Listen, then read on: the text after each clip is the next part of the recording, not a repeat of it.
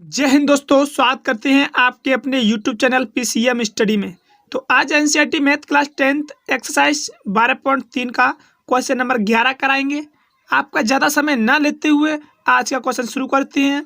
पहले हम क्वेश्चन को पढ़ेंगे, उसके बाद क्वेश्चन को समझेंगे, उसके बाद हम क्वेश्चन को हल करेंगे। तो पहले क्वेश्चन को पढ़ते हैं। देखिए क्वेश्चन में क्या दे रखा है। 11वां क्वेश्चन में दे रखा है कि एक वर्गाकार रूमाल पर 9 वृत्ताकार डिजाइन बने हैं जिसमें प्रत्येक की त्रिज्या 7 सेंटीमीटर है। देखिए आकृति 12.29 में रूमाल के शेष भाग का क्षेत्रफल ज्ञात कीजिए।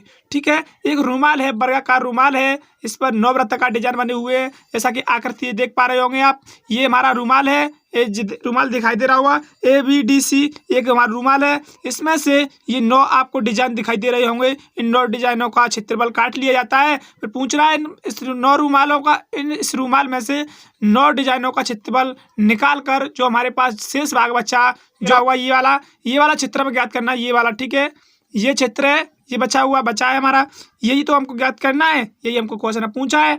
तो मैंने यहाँ देखिए यहाँ पर और इससे एक वृत्ताकार डिजाइन है, ये एक वृत्ताकार डिजाइन है। इसकी जो त्रिज्या रखी है वो है हमारी 7 सेंटीमीटर, जो हमें एक जिस क्वेश्चन में दे रखा है 7 सेंटीमीटर है। ठीक है, तो भैया मैंने क्या किया, यहाँ से यहाँ तक 7 सेंटीमीटर दे रखा था, यहाँ से यहाँ तक 7 सेंटीमीटर दे रखा था। तो मैंने इस पूरे व्यास, इसको पूरा व्यास बना दिया। तो कितना हो गया, 7 का 2 हुआ, 14 सेंटीमीटर हो गया। और 14 सेंटीमीटर का ये था और 14 का ये हो गया, और 14 का ये हो गया क्योंकि चपटमा है। ठीक है, क्योंकि चपट के तीनों। तो कितनी हो गई, 14 भुजा होती है, ये हो गई 42 सेंटीमीटर। ये भुजा मैं प्राप्त कर ली ना समझ कर। ठीक है, तो चलिए इसी के माध्यम से मैं हल करना शुरू करता हूँ। तो मैंने यहाँ पर लिखा है, देखिएगा, तो मैंने यहाँ पर लिखा है कि प्रत्येक वृत्त की त्रिज्या, मैंने ओनली यहाँ पर ये लिखा है कि प्रत्येक वृत्त की त्रिज्या कि यहाँ पर 7 सेंटीमीटर। ठीक है, अब हम इसे हल करेंगे, ये डालेंगे हल। मैंने अब हल लिखा, तो मैं क्या करूँगा, आपने चित्र तो देखा ही था। तो चित्र में क्या दे रखा था, एक बार चित्र द्वारा से देखिएगा। चित्र में यही तो हमारा डिजाइन, यही तो बनी हुई है डिजाइन। ये रूमाल है, इस पर डिजाइन बनी हुई है, ये 9 डिजाइन। तो मैं इस पर क्या करूँगा, पहले इस वर्ग का क्षेत्रफल निकालूंगा। ठीक है, पहले मैं इस वर्ग का क्षेत्रफल निकालूंगा, फिर उसमें से इन 9 वृत्ताकार डिजाइनों को माइनस कर दूंगा। फिर मेरे पास जो कुछ भी बचेगा वो इसमें से जो ये बच रहा है ना, ये बचा है, यही बचेगा मेरे पास। क्लियर है, तो चलिए यहाँ पर लिख लेते हैं पहले कि वर्ग का क्षेत्रफल। ठीक है, वर्गाकार रूमाल का क्षेत्रफल क्या होता है। देखो वर्ग का क्षेत्रफल क्या होता है, भुजा गुणा भुजा, यही तो होता है ना सूत्र। अब यहाँ पे बात आती है इसकी भुजा कितनी हो है। ठीक है, एक बार चित्र को दोबारा समझिए, यहाँ पे भुजा कितनी है। तो भुजा हम देखेंगे कि देखिए यहाँ से इसकी त्रिज्या है एक इसकी, तो वो तो 7 सेंटीमीटर। अगर इसकी मैं पूरी व्यास बना दूं तो कितनी हो जाएगी, 14 सेंटीमीटर। तो ये लगातार हमारे चिपके हुए हैं, तो इसकी मुझे यहाँ से यहाँ तक भुजा निकालनी है। तो कितना हो जाएगा, 7 सेंटीमीटर यहाँ से इसकी त्रिज्या थी, और यहाँ से यहाँ तक कितना हो गया, ये हो गया हमारा 14 सेंटीमीटर। और 14 सेंटीमीटर का एक वृत्त है, 14 सेंटीमीटर व्यास का एक वृत्त है। तो 14 का ये होगा और 14 का ये होगा।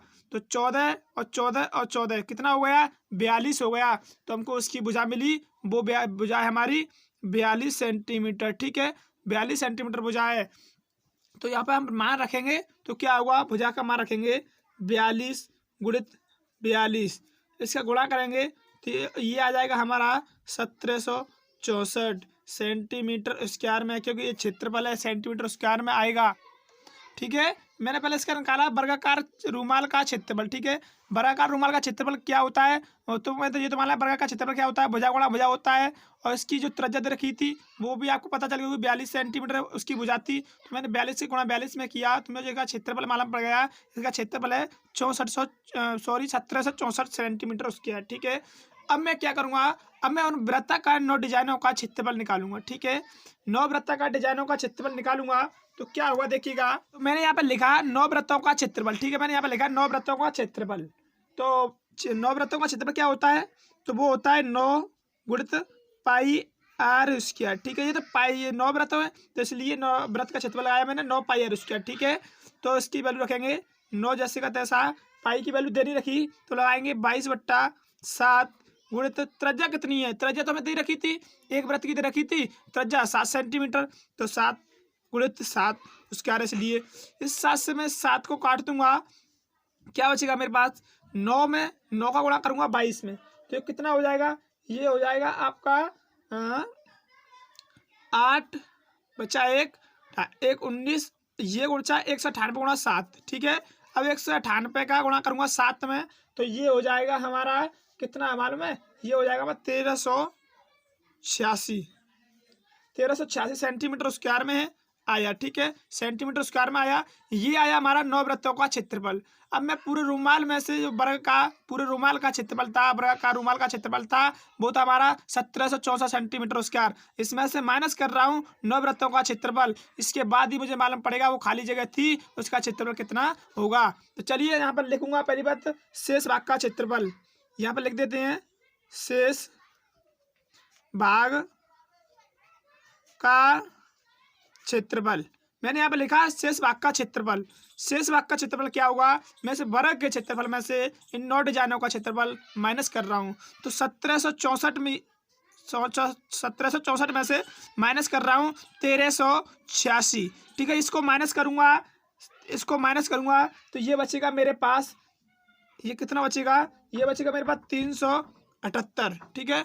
यही मेरे पास आंसर है, इस एनसीईआरटी बुक में यही आंसर दिया है, ठीक है। तो एक बार दोबारा से समझिएगा,